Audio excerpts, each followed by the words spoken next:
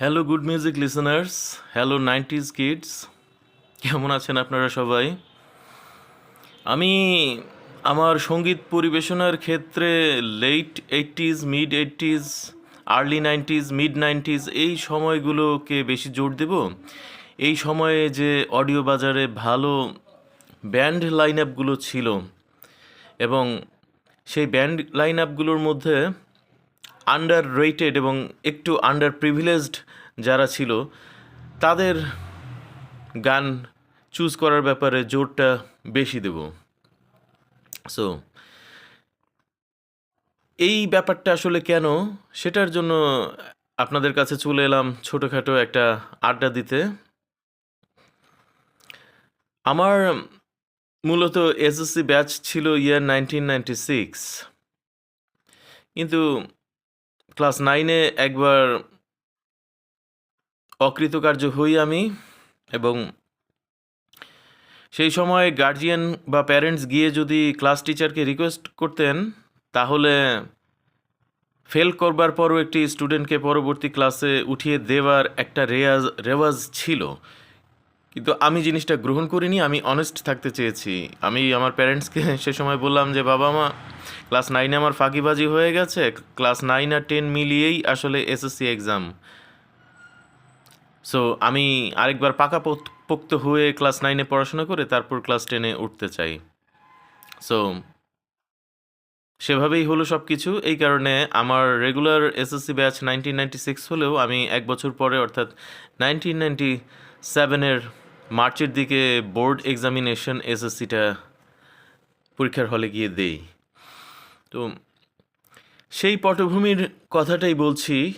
সেই সময়টায় আসলে গান শুনবার ক্ষেত্রে ফিজিক্যাল একটা ব্যাপার ছিল, কারণ ডিভাইস, সিডি সিডি না, সিডিরও আগের কথা, ক্যাসেট, টেপ ক্যাসেট, ফিতা ক্যাসেট, যেটা এই জিনিসটা ছিল, এবং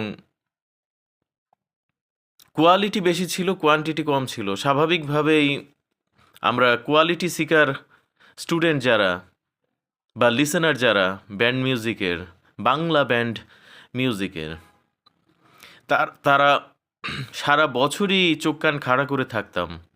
কারণ সেই সময় কোনো রকম ইলেকট্রনিক মিডিয়াতে এইগুলোর কোনো বিজ্ঞাপন প্রচারিত হতো না যে অমুক ব্যান্ডের অমুক ক্যাসেটটা, নতুন ক্যাসেটটা বাজারজাত হয়েছে। এগুলো না, তখন কোনো ইন্টারনেট ছিল না, ইউটিউব ছিল না, কোনো ইলেকট্রনিক মিডিয়া বা প্রচার মাধ্যম ছিল। শুধুমাত্র ক্যাসেট শপগুলোতে নতুন একটা ব্যান্ডের অ্যালবাম বের হলে সেইটার একটা পোস্টারিং হতো, ক্যাসেট শপগুলোতে দল বেঁধে গিয়ে খোঁজখবর করা, এইগুলো কালচারের মধ্যে ছিল। 90s-এর সবাই যারা এখন দেখছেন শুনছেন আমাকে, ব্যাপারগুলা আপনারা রিকল করতে পারবেন, কানেক্ট করতে পারবেন। আর আমার চ্যানেল আসলে, এই নতুন চ্যানেলটা সব রকম লিসেনারের জন্যই উন্মুক্ত। ভালো গান যে শুধুমাত্র 40-45 বছর বয়সী মানুষরাই শুনবেন, একটি 18, 19, 20, 21 বছর বয়সী একটা লিসেনার যে একটা ভালো গানকে মূল্যায়ন করতে পারবে না, এটা আমি বিশ্বাস করি না।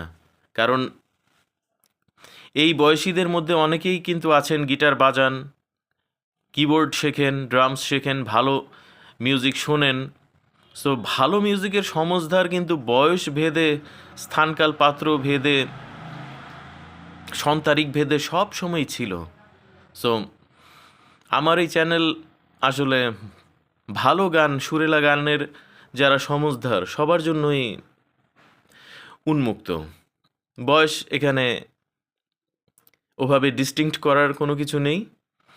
তবে আমার আগ্রহটা একটু বাংলা ভাষা ব্যান্ড মিউজিকের ক্ষেত্রে কেন, কারণ আমরা বড় হয়েছি যে সময়টা, টিনেজের সময়টা, সেই সময় কিন্তু ব্যান্ড মিউজিকের যে কম্পোজিশনাল গ্রাফ স্ট্রাকচার, বাজারে তখন অডিও বাজারে যেই ব্যান্ডগুলো রাজত্ব করছে, ওখানে কিন্তু টোটালি ওয়েস্টার্নাইজড করা যে ব্যাপারটা, যেইটা ব্ল্যাক আর্ট সেল আসবার পর 2003 সাল থেকে যেই বড় একটা পরিবর্তন হয়, একেবারে পুরোপুরি ইংলিশ থ্রোয়িংয়ে গান গাওয়া বা ইংলিশ স্টাইলে গিটার প্লে করা, এতটা কিন্তু ওয়েস্টার্নাইজড ছিল না মিড 90s বা আর্লি 90s-এর দিকে, মিড 80s-এর দিকে।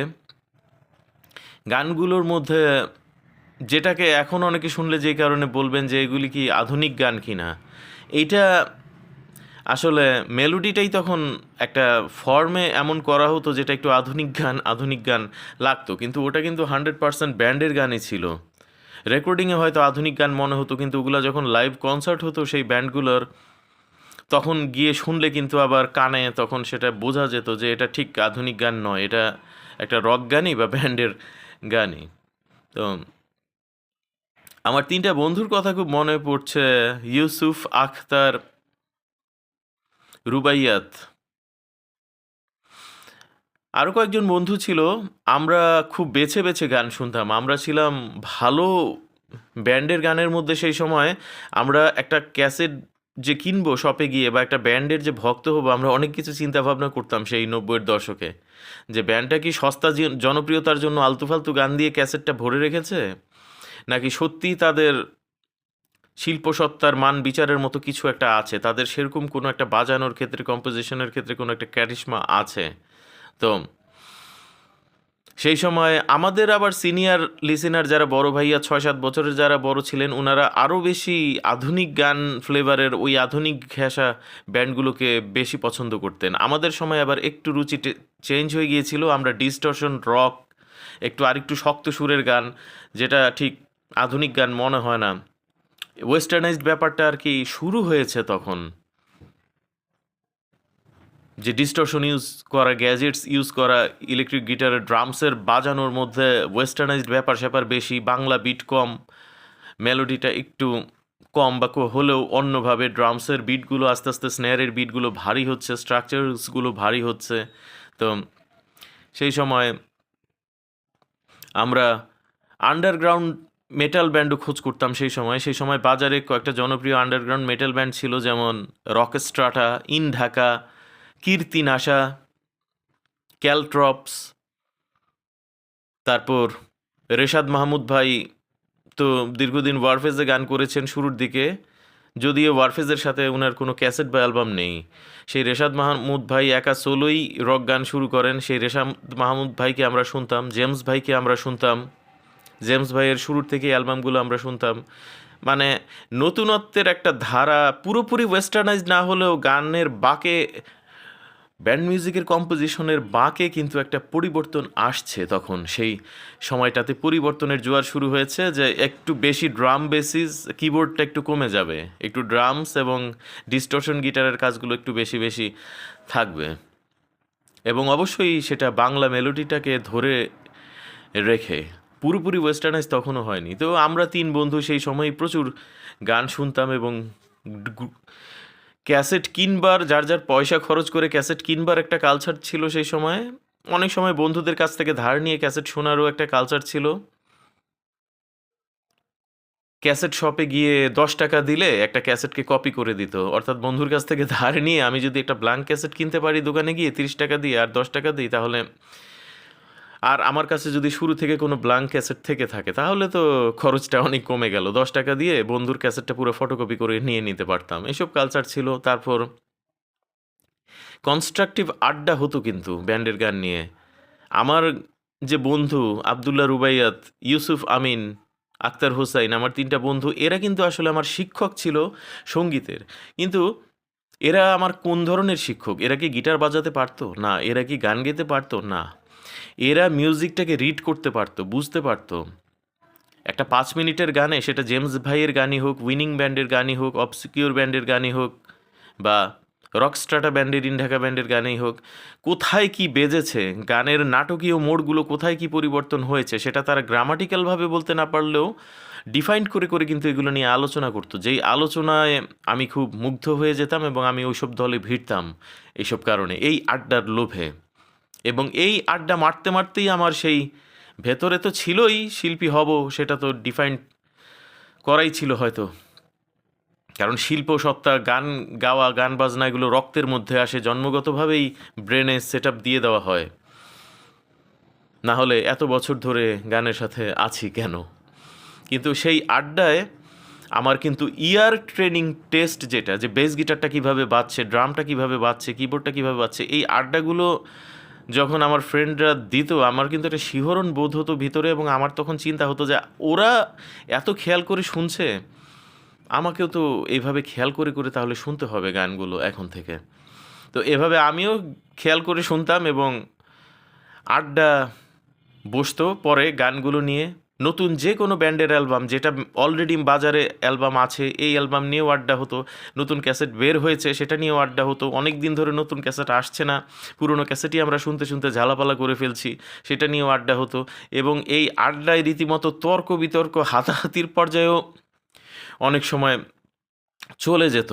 কারণ দেখা যেত কোনো একটা গান একজন বন্ধু পছন্দ করছে, আরেকজন বন্ধুর তার দৃষ্টিকোণ থেকে তার কানে শুনে ওই গানটাকে আবার ফালতু লাগছে, এবং দুজনই জোরালো যুক্তি উপস্থাপন করছে গানের পক্ষে বিপক্ষে, এবং কেউ কারো কাছে হারতে নারাজ, এবং দুজনের যুক্তি স্ট্রং। সো ফাইনালি হাতাহাতি ঝগড়াঝাটির পর্যায়েও চলে যেত। আবার সেই ঝগড়া আমরা ভুলে যেতাম, মিটে যেত সেই ঝগড়াঝাটি।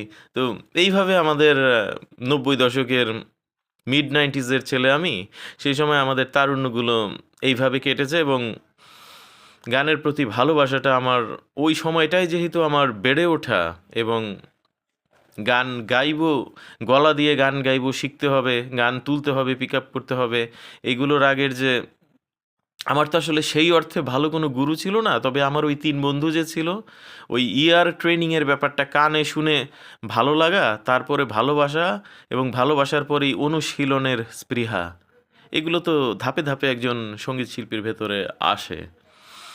তো এইসব কারণে, আর খোদা প্রদত্তভাবে যেটা ভোকাল কর্ড আছে আমার, যতটুক লংজিভিটি আছে, এটার এলাস্টিসিটি আছে, সব কিছু মিলিয়ে আমার রুচিটা ওইভাবে সং সিলেকশনের ক্ষেত্রে আসলে বেড়ে উঠেছে। এবং ওইসব গানগুলোই আমি ভালোবেসে খুব বেশি বেশি প্র্যাকটিস করেছি, গলায় তুলেছি, মানুষকেও শোনাতে চেয়েছি। তারপর তো লম্বা স্ট্রাগল ছিল। আমার স্ট্রাগলের গল্প তো আমার আরেকটা চ্যানেল, যে তালাত রহমান খান নামে চ্যানেল যেটা আছে, ওই চ্যানেলের পেজেই তো আমি আসলে আমার এই চ্যানেলটার লিংক দিয়ে দিয়েছি। এবং ওখানেই আমি অনেক দিন থেকে বলে আসছিলাম যে আমার নতুন ইউটিউব চ্যানেল আসতে যাচ্ছে। ফাইনালি আজকে খুললাম নতুন ইউটিউব চ্যানেলটা। তো কি যেন বলছিলাম, গান সিলেকশনের ব্যাপার, গাওয়ার রুচির ব্যাপারটা, তো সেটার পটভূমি নিয়েই আসলে আড্ডা দিলাম এতক্ষণ। রুচিটা ওভাবে বেড়ে উঠেছে, সব কিছু মিলিয়ে 100% নিজেকে আমি যে গানগুলোতে খুঁজে পেয়েছি, এবং মনে করেছি যে এই গানটা গাইলে, এবং গানটা যথেষ্ট পরিমাণে দখলদারিত্ব আমার আছে কিনা সেই ব্যাপারে আমি প্রথমে শিওর হওয়ার চেষ্টা করেছি। যে এত হাই পিচের গান আমাকে হয়তো ফলসেটে ভয়েস ইউজ করে গাইতে হবে, এবং একবার গাওয়ার পরই গলা বসে যাবে। ইচ্ছা করলে প্রতারণা করতে পারি আমি, ওই ধরনের ফলসেটে ভয়েস ইউজ করেও কিন্তু আমি খুব হাই পিচের গানগুলো করতে পারি ইচ্ছা করলে। কিন্তু আমি ওভাবে, রেকর্ডিংয়ের জামানা এখন যেহেতু, একবার যদি রেকর্ডিং করি কেউ কি আর বুঝতে পারবে যে আমি কি পারি না পারি? রেকর্ডিংয়ে আমাকে হাই পিচ শুনলে মনে করবে বাবা এর রেঞ্জ দুর্দান্ত, কিন্তু সেটা আসলে একটা প্রতারণা হবে। সো আমি ওই ধরনের প্রতারণার দিকে যেতে চাইছি না। যেই গানগুলোর মধ্যে 100% আমি নিজেকে খুঁজে পাই এবং অনেস্ট থাকতে পারবো গাইবার ক্ষেত্রে, এবং যেই গানগুলো একবার না, কেউ যদি চ্যালেঞ্জ করে এসে দরকার পড়লে 3 থেকে 4 বার যেন শোনাতে পারি, এটাকেই আসলে গানের উপরে দখলদারিত্ব বলা হয়। সো সেভাবেই আমি সারা জীবন গান তুলেছি, গান প্র্যাকটিস করেছি। তো ইনশাল্লাহ দেখা যাক সামনে কি হয়।